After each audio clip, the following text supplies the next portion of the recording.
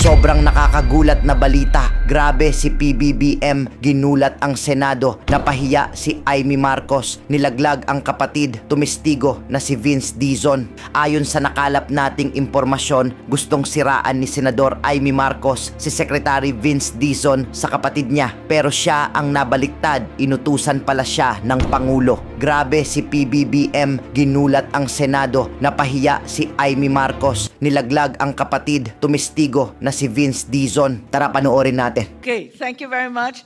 Very simple question. Real talk lang po. Kasi eto nga, nandito tayo na galit lahat ng tao. Parang linoloko naman tayo nito. Kayo nagpakaltas, ipapabalik muli. Ano ba, sa loob ng 2 buwan, ipapakaltas ba ulit? Gusto kong malaman, real talk konti ilan ba talaga at alin ba yung mga project na dumaan na sa early procurement sa panahong ito? Ilan ba talaga? Meron ba na mga projects na pinag-uusapan na nasa loob ng NEP sa budget ng Pangulo, nag-undergo na ng early procurement? Meron na ba? Kasi ang balita, takot lahat. Totoo bang meron o hindi? Wala pa pong dumadaan sa early procurement dahil po hindi pa klaro kung ano yung mga proyekto talagang mapapasa. Wala pa po. Siguradong sigurado kayo, wala ni isa, zero. Opo. So wala tayong pinag-uusapan, tama po ba? Sa ngayon. Sa ngayon po, wala pa po.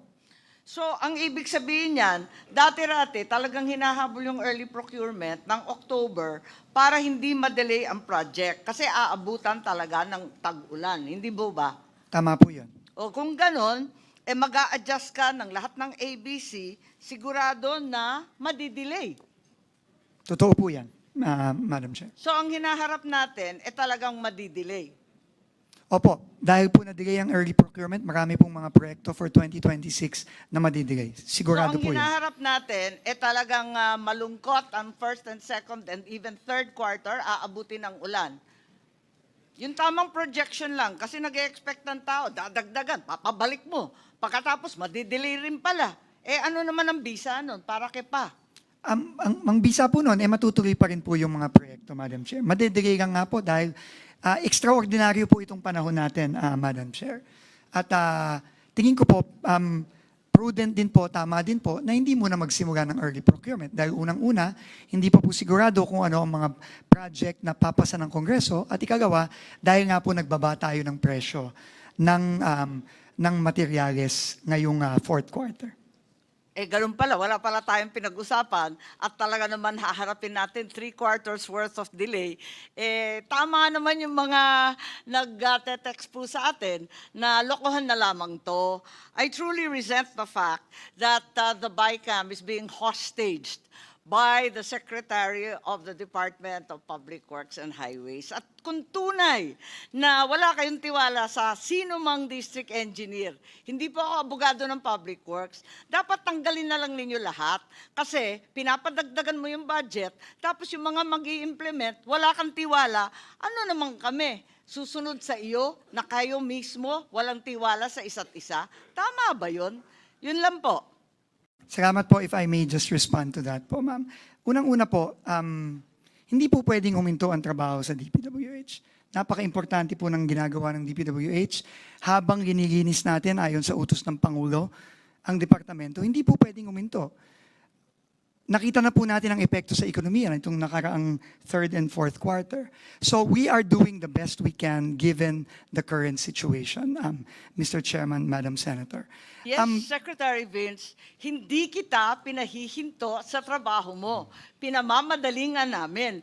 Ikaw ang humihinto sa trabaho namin dito sa BICAM at papalit-palit ka ng sinasabi. Yun ang problema. Hindi po ako papalit-palit ng sinasabi, Madam Chair. Ako po, iulitin ko, nagpunta lang po ako dito para ibahagi sa bicameral conference yung nakikita po naming epekto nung pagpasa ng third reading version ng Senado. Yun lang po. Ngayon, nasa Senado na po yan at nasa bicameral conference, nasa Kongreso, kung paano po magpo-proceed dito. At yun naman po, syempre, tatanggapin lang naman po ng ehekutibo kung ano man po yung decision na yan. Ang Pangulo po mismo ang nag-instruct sa akin na ibaba ang presyo ng simento, ng bakal, ng asfalto, ng graba, ng buhangin, at iba pang mga materyales na ginagamit sa pagpapagawa ng ating mga kalye, mga tulay, mga classroom, at iba pa. Hindi pa po ito ginagawa in the past. No, dati po, nagbababagang ng budget by 10%, pero yung level of detail po na ginawa ng administrasyon ni Pangulong Bongbong Marcos ay ngayon pa lang po nagawa ito. Importante po ito dahil nung kanyang SONA, ang Pangulo po mismo ang bumulgar sa isa sa mga pinakamalaki o siguro pinakamalaking corruption scandal sa history ng bansa. At sabi niya, enough is enough. Kailangan reformahin na natin ang DPWH. And this is a testament to the President's vision of making the DPWH more transparent and removing all forms of corruption, beginning with the overpriced materials. So, tama po ang Senado at ang Kongreso. Sinabi ko po paulit-ulit na dahil sa utos ng Pangulo, binaba po namin ang presyo ng iba't ibang materyales sa pagpapagawa ng ating mga iba't ibang proyekto sa DPWH. Tama din po na nung pong public hearing, ito mismo ay inanunsyo ko at inimplement na po namin with a special issuance that was issued 2 months ago. At ito ay sa kasulukuyang ini-implement na nga po din po namin, hindi lang para sa mga proyekto for the 2026 budget, kundi pati sa mga proyekto ngayong 2025 na hindi pa napoprocure. Ito nga po ang naging suggestion mismo ni Senator Lauren Legarda nung public hearing at tama po siya doon. At yun po ay ginagawa na rin po namin. Ngayon po, ipapaliwanag ko lang po sa Senado at sa Kongreso kung ano ang proseso para gawin ito ng tama. Yun lang naman po. No? At bago po ako magsimula, gusto ko lang po sigurong i-correct yung mga iba't ibang mga balita na naririnig natin. Unang-una, hindi po totoo na ibinabalik na po ng DPWH yung dating presyo. Hindi po totoo yun. Nakita ko po yun sa social media kahapon, pagkatapos namin ilabas ang statement, narinig ko din po ngayon. Hindi po totoo yun. Ang presyo po na ibinaba na natin ay hindi ibabalik sa lumang mas mataas na presyo. At sa tingin ko po, dahil sa reforma ng Pangulo, hindi na ito imababalik in the future. Dahil sino pa pong presidente o DPWH secretary ang pwedeng magbalik nito na ngayon na naibaba na natin sa tamang presyo. Yun po ang unang-una. Ikalawa po, wala pong ibang project na ipinapabalik ang DPWH. Wala po. Whether flood control project or kahit anong project, wala po tayong laman, wala pong laman yung ating kasulatan kay Senator Win Gatchalian at sa House contingent na nagsasabi na pinapabalik po natin ang iba't ibang mga proyekto. Wala po tayong pinapabalik na kahit anong bagong proyektong tinanggal na. Whether yan ay flood control, tulay, kalye, multipurpose building. Wala po tayong pinapabalik. Ang hinihingi lang po natin is yung pong binawas na 45 billion approximately. Next slide, please. Sorry. Wala pa ba yung slide? Ibalik po ulit para po ma-implement po ito ng tama. Kasi while it is true that the President told me and instructed me to bring down the prices of materials in order to eliminate overpricing, he also is very conscious of our desperate need to ramp up our infrastructure spending and our infrastructure implementation.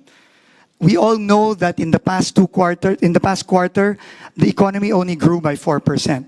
And this is largely because of the cut in public expenditure, especially in infrastructure. And the President does not want that to happen. Our fear is, and I will show later some examples, that the cut made using our adjustment factors, as Sen Win correctly pointed out, across the board, across roughly 10,000 projects in the General Appropriations Bill, may result inevitably in projects that will end up being unimplementable because of the way that they were applied to the various projects. And I will show that in a few slides. So ito lang po ang aming hinihiling. Hindi ho namin, ulitin ko, hindi ho namin ibabalik ang presyo ulit at itataas. Ikagawa, wala po kaming project na ipapadagdag ulit. Wala pong ibabalik. Wala pong duplicate project na tinanggal na ibabalik. Wala pong flood control project na ibabalik. Klaro po yan. So, Mr. Chairman, Madam Chair, yun lang naman po ang gusto naming ipaliwanag. Kaya po kami naniniwala sa DPWH na dapat po ang eksekutibo na ang mag-apply ng mga pagbabago sa presyo. Dahil po yung proseso na ginagawa ng DPWH ay nandyan na. May proseso po tayo para i-apply yung mga reduction. At ito po, mamiminimize natin yung risk na magiging unimplementable or inviable yung proyekto. Pero po, ito po, panghuli ko na lang pong sasabihin ito. Naiintindihan ko po at naiintindihan din po ng Pangulo yung pag-aalinlangan. DPWH has practically zero trust sa ating mga kababayan. And naiintindihan ko po na mukhang mahirap po kaming pagkatiwalaan. Naiintindihan ko po yan. No, na baka pag yan ibinalik sa versions ng HGAB at sasabihin, kami na lang ang gagawa ng pagbaba, naiintindihan ko po na, na hindi kami pagkakatiwalaan na gagawin namin ito. Kaya po, naglabas po ako mismo ng department order, which again has never been done, mandating all regional directors, all district engineers to implement this strictly. At kung hindi po ito i-implement, we will not authorize the procurement of these projects. And if they do not implement it, yan po ay may kaakibat na mga penalty, both administrative and possibly even criminal. Ginagay po namin yon, and we have given copies of the department order I signed to the members of the Bicameral Conference Committee. Yun po ang gagawin namin. Alam ko po, mahirap po kaming pagkatiwalaan. Pero yun po ang hinihiling namin sa inyo ngayon. And obviously, with Congress's oversight function, anytime po, pwede nyo po kaming i-check kung ito po talaga ay ginagawa namin. Lalong-lalo na po, nag-launch na po ng ating Pangulo ang transparency portal ng DPWH. Meron po doon live streaming ng lahat ng mga bids. Makikita nyo po doon, pag pinablish po, mako-compare nyo po, binababa talaga ng DPWH ang cost ng mga proyektong ito. At kung hindi po namin binaba, patawag nyo po kami. Pero ako po, sinasabi ko po sa inyo, I will not allow it. We will not allow it po. Under the department order, we will not allow it. Yan po talaga, kailangan naming i-aproba bago yan i-publish for bidding. Kahit na po magdagdag tayo ng step sa pagpo-procure ng mga proyektong ito, it's worth it to ensure that these projects are implemented with the right prices that we have already prescribed. So with that po, Mr. Chairman, Madam Chair, honorable members of the Bicameral Conference Committee, uulitin ko po, inutos po ng Pangulo na gawin natin ito. This has never been done before. And we will never renege on the promise of the President and the instructions of the President to reform DPWH. And we will never bring back the prices to where they were before. Dahil nga po, alam naman po nating lahat at alam po ng buong Pilipinas na matagal nang overpriced ang presyo ng DPWH. Maraming salamat po. So, actually gusto ko lang ho sundan yung sinabi ni Senator Kiko. Kay Secretary Vince, ako may tiwala ako sa inyo. Sinabi ko na yon sa mga iba't ibang pagdinig natin. Pero ngayon, napakahirap po namin pagkatiwalaan po yung mga district engineering offices. To be honest about it. Diba? Hindi ko linalahat, pero napakahirap po pagkatiwalaan. At alam na ho natin, itong mga project na ito, hindi ho dadaan dito sa budget. Hindi ho dadaan ho to sa inyo. Diretso ito sa District Engineering Office. Tama po ba? Tama po. So, diretso. So, ano yung in-approve naming budget dito? Diretso ho to sa District Engineering Offices. Tama? Mr. Tama? Chair, opo. Yeah, tapusin ko lang ho. So, alam ko, linilinis niyo ho ang mga hanay ng District Engineering Offices, buong DPWH, pero that will take time. Habang ho kayo, kailangan relentless, tuloy-tuloy, dapat ho walang patid, pero that will take time. Ang hindi lang ho namin kayang gawin, dahil alam ho namin na mayroong mga overpricing dito sa budget na ito. Tapos, pag na-approve ho natin at diretso ho yung budget sa District Engineering Office at hindi pa ho nalilinis, itong mga corrupt officials, gagawa at gagawa ho yan ng paraan para magamit yung pondo. Nasabi niyo ho kanina na 30 to 68%. Ito mataas na temptation to. Kung alam nilang overpriced by 68%, gagawa at gagawa ho yan ng paraan. No? Sana, kung kaya niyong linisin yung hanay, next year, walang problema yon. But that will take time.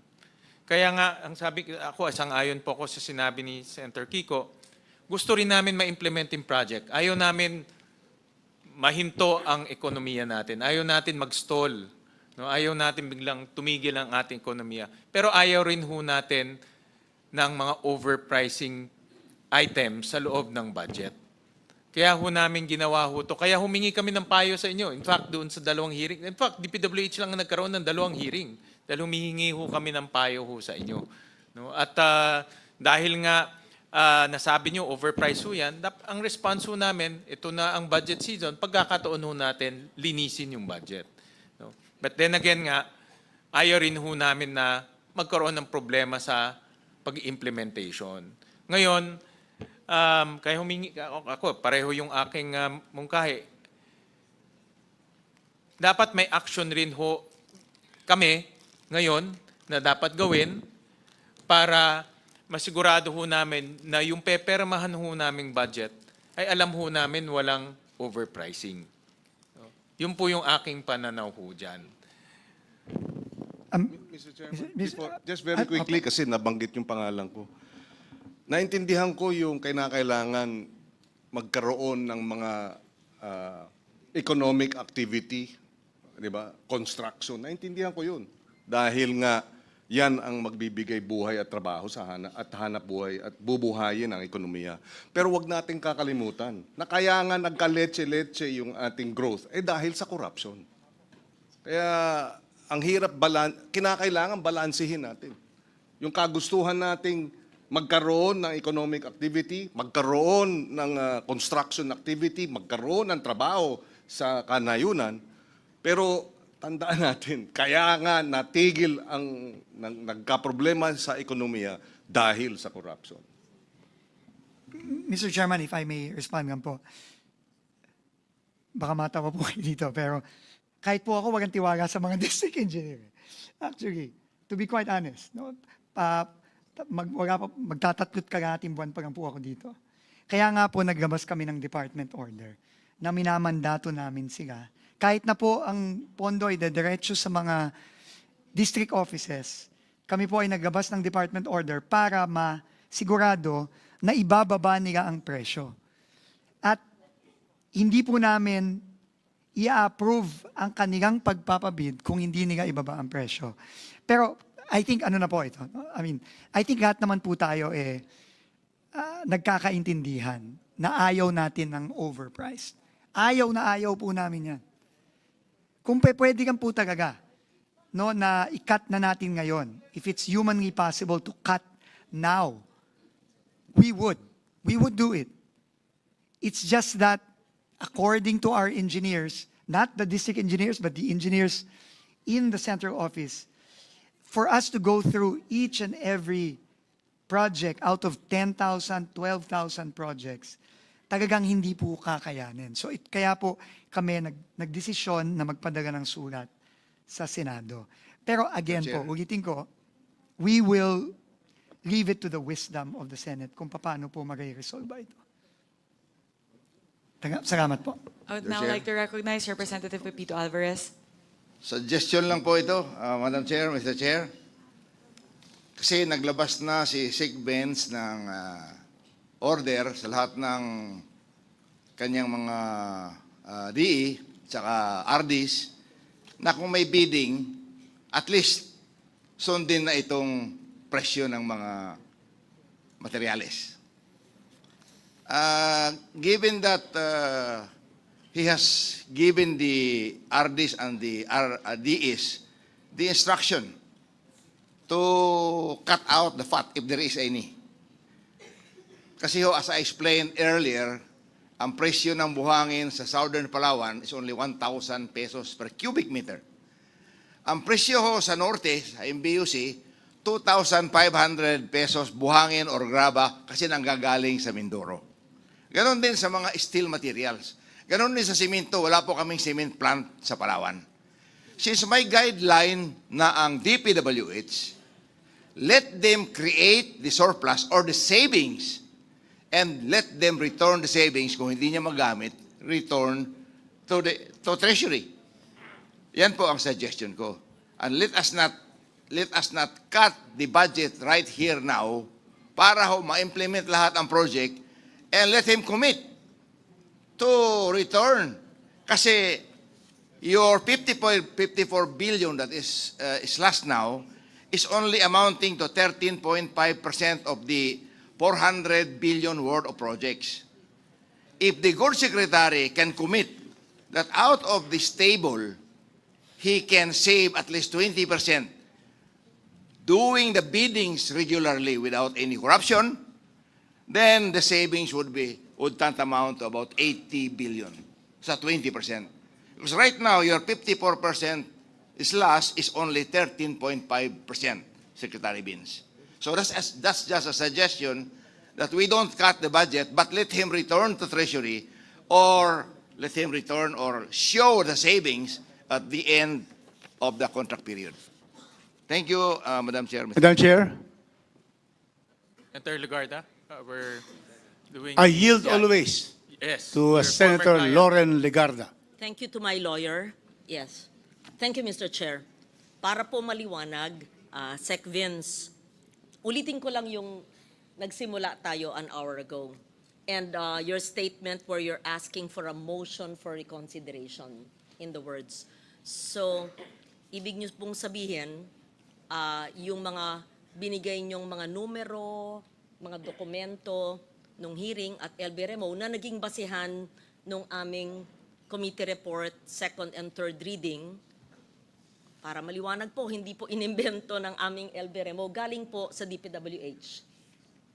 Yes, put on record kasi. Yes, opo. Okay, You're thank you. absolutely correct. Thank you. Okay. Para maliwanag, lahat po yan, hindi namin inimbento galing sa DPWH. And we've read your statement, humihingi kayo, in your own words, motion for reconsideration na nagkamali, reconsider, or ibang pamamaraan, hindi na sa batas, pero sa implementasyon. So, I just wanted it clear, in all fairness to the Chair and the LBRMO, hindi po kami, ang Senado, ang sumite ng numbers, galing po sa DPWH, at hinihiling nyo na ibalik yung hiniling din yung ibaba. Tama? Hindi po, ma'am. Okay, explain. Unfair naman po yun, ma'am. No? Explain. Unang-una, Oo. tama po na yung sinumiti naming numero ay galing sa amin. But these were regional averages per material, asphalt, cement, etc. What we are saying po, that para po makuha natin yung tamang presyo kada proyekto, kailangan po i-apply natin kada proyekto. Hindi po halimbawa, nung kaninang ehemplo natin, na ang Region 4B sa asfalto ay 68% on average, ito po ay in-apply sa lahat ng proyekto ng Region 4B, yun na po ang tama. At pinakita po natin sa dalawa nating example kanina, merong pong sobra, merong kulang. No, so it's not so much the data, but it was on how the data was used. So, yun po, no? So, yun naman po, baka ako kasi, no, nako-confuse natin ang taong bayan, eh. No, it is not about the data. It is about how the data was used and applied. So, yun lang po. Hindi naman ako confused. Kina-clarify ko lang kasi nanggaling yung computation sa inyo na ginamit. Hindi ng po. Nanggaling po yung datos sa amin. Kung paano siya ginamit ng LBRMO at in-apply across the board, hindi po galing sa DPWH yun. Correct. The data came from you and it was extrapolated, whichever. But these are tabletop estimates, as you said. And you're asking now na imbis na ibaba, because as Senator Kiko quoted, sabi niyo ibaba yung budget, wag na lang ibaba yung budget, ibalik na, pero sa implementation, sa proseso, dun ibababa. Opo. Again po, no, I think para lang magiwanag sa publiko. Ang presyo ng lahat ng projects sa DPWH for 2026 ay bababa. Sigurado, 100%. Lahat po yan ay bababa. Bakit po? Dahil binago na po ng DPWH ang kostas ng materyales. Ngayon, ang tanong na lang po dito, sino ang magbababa? Ang Senado ba? Dito sa third reading version?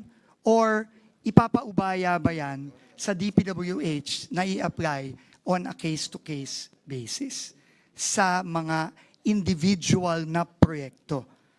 Ibig sabihin po, ng case-to-case, titignan po ang project sa Palawan, South Palawan District, at i-apply ang presyo ng simento doon.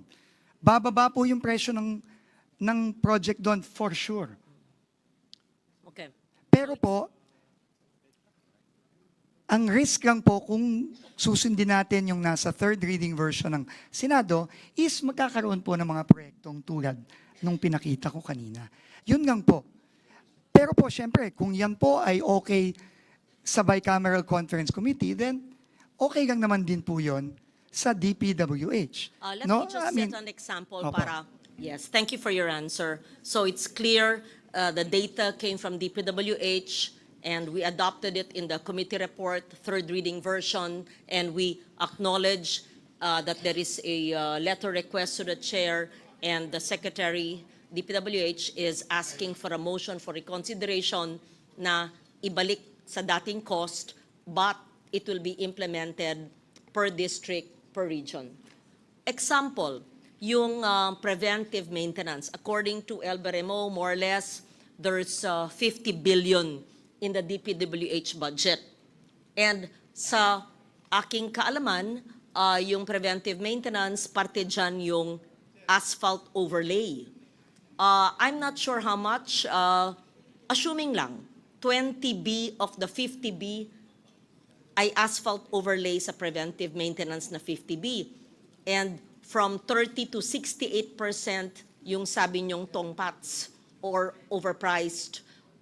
Sabi mo ng 68, yung sukdulan na overpriced. So ibig sabihin may 13.6 billion, kung 20 billion yung asphalt overlay nationwide na ipapasa ng Senado knowing that it is overpriced. That is a computation here, and I wanted to ask you, you're asking us to put back the amounts knowing fully well and from your statements that it's overpriced. Pero sabi nyo, isalang-alang sa inyo at sa inyong mga district engineer na sabi nyo hindi nyo pinagkakatiwalaan. So paano po yun? That's difficult. And I ask this in behalf of my colleagues here, hindi lang ako. So I don't want to look kontrabida here. We were having a discussion here. Kasi you admitted you don't trust some, not all, of your district engineers. Then you're asking us to pass a budget that is up to 68% overpriced insofar only as asphalt overlay is concerned, and assuming it's 20 billion of the 50 billion under the column of preventive maintenance, so 13.6B, maaring masayang, matongpat, so I don't know, whatever you call it, it's a waste, and it will be part of corruption. So, please explain paano mo kami makukumbinsi tungkol dyan. Thank you. Ulitin ko po, kaya po kami nagpasa ng department order para masigurado na i-implement ang pagbaba ng presyo. Hindi po to kung gusto lang nila o ayaw nila, ito po ay mandato sa lahat ng district engineer, whether may tiwala ako sa kanila o wala, kailangan nilang gawin yon. Kung hindi po nila gagawin yon, hindi po natin papatuloy yung proyekto. Kung hindi natin makita yung pagbaba sa presyo na nararapat. With also, kung titingnan niyo po yung aming department order, meron din pong penal provisions, no? Kaming ginagay doon. This has never been done, no, in DPWH. So, yun po ang aming paraan. Pero uulitin ko po, no, it is an issue of trust. Really, it is an issue of trust. And I understand that this department has zero trust. But we are trying our best. We have already brought down the prices, which has never been done before based on the President's directive. We have issued a department order mandating all the regional directors and the DEs to implement it. Now, if the Senate still doesn't believe that we will do it, again, no, ma'am, no. I don't trust them, but I trust the department order that we push forward. Because they cannot not implement it. Because we will not allow it under the department order. They cannot begin procurement unless we see the prices go down to the levels that they are supposed to go down. So, but like I said, it's an issue of trust po, and we submit to the wisdom of Congress. We are here just to inform the Bicameral Conference Committee of possible implications of the Senate version, and tell you about our safeguards that we have implemented. But of course, at the end of the day, it is the decision of the Bicameral Conference on what to do and how to proceed. Thank you very much. Madam Chair. I would now like to recognize Representative Albert Garcia. Thank you, Madam Chair, Mr. Chair. Dear colleagues, from just to provide perspective dito po sa ating nagiging discussion.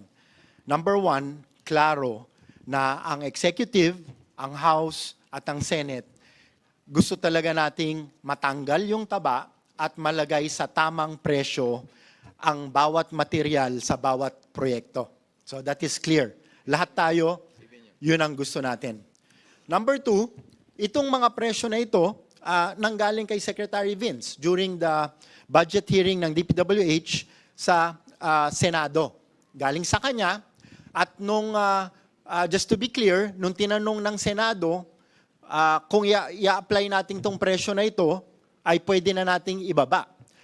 Sinabi ni Sec Vince, from what I hear, it is a conditional yes, na kapag hindi magawa ng DPWH through the leadership of Sec Vince, pwede nating i-impose or pwedeng i-impose ng Senado yung reduction in prices. So yun ang narinig ko sa back and forth. So it was a conditional. So ang tanong ngayon, katulad ng sinabi ni Sec Vince, sino mag-a-apply nung reduction? Is it the executive or the BICAM or Congress? Yun na lang po yung natitirang tanong. Malinaw kay Sec Vince na kapag ginawa natin dito at kinat natin yung prices, they have no other recourse but to follow. Kasi batas na yan eh. Pero sa aking konting kaalaman with regards to how our government works, sila yung implementing agency. So sila dapat mag-apply, tayo mag-provide ng napakaraming safeguards together with kung ano nang nasimula ng DPWH, ng ating Pangulo, at nung special provision na gagawin pa natin, katulad nung line of questioning ni Congressman Benitez. Anyway, Congress has oversight powers. This is very clear. Kung nireduce ng Senate ng 54 billion, what if monthly, or quarterly, pag-reportin natin ng DPWH, are we going closer to this 54 billion per project pagdating sa savings na matatamo natin because of the adjustments and system na ginawa ng DPWH, mamomonitor natin na kung hindi man real time, at least almost real time, either monthly or quarterly. And at the end of the year, sinabi nga ni Sec Vince na it's about trust. So I'm reminded of President Ronald Reagan when he was dealing with the Soviet. Trust but verify. So ito, pagtiwalaan natin sila yung implementing agency and they're trying to do what they can para baguhin yung DPWH. Pero, wag full trust, i-verify din natin regularly kung nai-hit natin kung tama itong numero na ito na naibawas. And at the end of the day, or per reporting, makikita natin if we're hitting the target na in-apply ng Senado. So, isa lang pong suggestion so that we can move forward. We don't have enough information to cut it now. At this point, I don't think we have enough information kung pwede tayong magkaroon ng sweeping reduction na 54 billion. Pero kapag project with its own peculiarities, uniqueness, and in context, baka madagdagan pa yung 54 billion. Pero at least mabe-verify po natin as time goes on at we can hold DPWH to account na sigurado kung ano yung kanilang commitment man na ma-reduce ay talagang mangyari. Thank you, Mr. Chair. Thank you, Madam Chair. Recognize Just very Senator Just very quickly, Secretary Dizon, since you yourself have mentioned na mayroong mga hindi kayo napagkakatiwala ang mga district engineer or regional, pati ba RD? Halimbawa, moving forward, I'm just curious, have you effected a reshuffling of the district and regional, the RDs? We are in the process of doing this, Mr. Chairman. Most likely po, we will complete a full reshuffle within the first month or month and a half of 2026. Pero marami na pong napagitan. Gago na po yung mga nakasuhan at nakulong na. Thank you, thank you. Senator Erwin? Or do you have Mr. any? Alternate tayo. okay. Yeah. I would like to recognize Representative Rufus Rodriguez. Thank you, Madam Chair. Thank you, Mr. Chairman. And can I propound some clarificatory questions to the Honorable Secretary Vince Dizon? Thank you. There are allegations that the DPWH would want to propose the restoration of flood control in 2026. Is that correct? Absolutely not po. The President gave clear instructions. No locally funded flood control projects in the 2026 budget.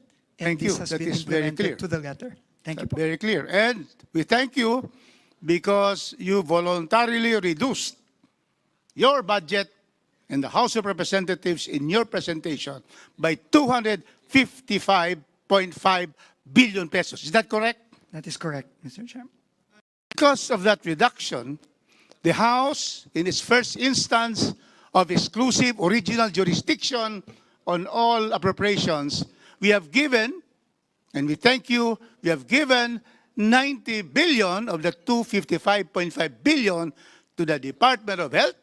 We have given 56 billion to the Department of Education, and we have given, out of the 255 billion, removed the flood control budget, we gave 53 billion to the Department of Agriculture. Do you know that? Yes, I am aware, Mr. Chairman. Thank you. So it's clear that there can be no restoration of flood control nor completed projects that were still listed in the old NEP that was submitted. Is that correct? That is also correct, and I want to also thank Senator Win Gatchalian's leadership, because even in the Senate version, we were able to further cleanse the budget of DPWH with his help from these completed, repetitive, and other projects that were not clearly defined. So that is correct, Mr. President. And wala pong sa mga proyektong doon ay babalik sa budget ng DPWH. Thank you, and we thank Senator Chairman Win Gatchalian for that. There were more removals in the Senate. Next question, Secretary. There are allegations that your proposal for reconsideration will restore the budget in the HGAB, and the prices that will be reduced will be restored back to the projects that we have. Is that correct? Absolutely false, Mr. Chairman, because the special issuance stands, and it will stay there as long as we are here, as long as the President is here, and as long as I am the DPWH Secretary. And in fact, you have the costas materiales, which are already even implemented already for the 2025 projects that has not been procured yet. Is that correct? That is correct, Mr. Chairman. So therefore, the allegations that we restore the prices to what has been reduced is absolutely incorrect. Opo, Mr. Chairman.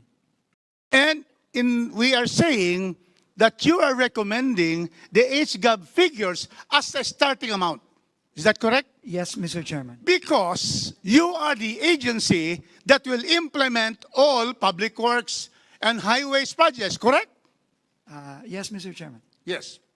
And do you agree that the Senate, in good faith, following what you stated in the hearing, reduced the budget because you said that 25% is overpriced, and therefore the Senate has been doing its job in making sure that we reduce the budget. Do you agree with that? Yes, absolutely, Mr. Chairman. My next question is, how are you going to assure the public that with the starting amounts in the HGAB, once restored, granting, without really assuming, granting arguendo, that we will restore the HGAB amount, the amounts that will be there will be reviewed and will be bound to the CMPD, the base material costs reflecting current market prices, to come out with a program of work for each project. Correct, Secretary? That is correct. That is through a department order that we issued mandating all implementing offices to implement the new CMPD for all projects for 2026. And therefore, once you have the POW, which definitely, absolutely reduces all the construction prices of materials, then you will come out with the approved budget for contracts. Is that correct? Yes, that is correct, Mr. Chairman. With this ABC, then therefore, the HGAB amounts will be altered, and because there will be a general reduction of prices of materials per project, then definitely the prices of the project as stated in the HGAB will be reduced definitely. That's correct, Mr. Chairman. So, Madam Chair, Mr. Chairman, from the testimony of our resource persons, it is very clear that everybody here is in good faith in trying to come out with the starting figure, but the Secretary and the Department of Public Works will be implementing them. And what happens if a district engineer or a regional engineer will disobey your department order? What will happen to them? There are penal provisions in the department order, Mr. Chairman, where they can be charged administratively and criminally. Mr. Chairman. Finally, because you are one of the trusted officials by the President, and you are just following the President's directive to remove corruption in the public works, to reduce the prices. That is from President Bongbong Marcos. You are implementing the President because you are the alter ego of the President in implementing public works projects. So therefore, we can therefore rest be assured that once we approve this afternoon the HGov amounts, then you can start the process of finalizing the program of work and the ABC for each of the project all over the country. That is correct. And therefore, once we have the real correct project, then all the projects will be implemented properly. Is that correct, Mr. Secretary? That is correct. And therefore, once we implement these projects, the economy of this country will improve and will increase in GDP. Is that correct? Yes, Mr. Chairman. And then also, there will be employment all over the country because all of these projects are all over the Philippines. Is that correct? Yes, Mr. Chairman. So therefore, Mr. Chairman, because of these answers, we have to thank, therefore, Secretary Dizon. We support you in your fight for reforms in the DPWH. You have dismissed high officials of the DPWH. You have dismissed regional directors and district engineers. You have filed cases. And so therefore, we are very happy with your presence. It is now clear, Mr. Chairman, that we approve the budget as proposed by the House of Representatives. Thank you very much. Mr. Chairman, trabaho lang po. No need to thank me. It's part of the job po, Mr. Chairman. Thank you very much po. Ngayon, ikaw, bilang Pilipino, ano ang masasabi mo at reaksyon sa balitang ito? Mag-iwan ka ng komento sa ibaba at atin pong babasahin isa-isa.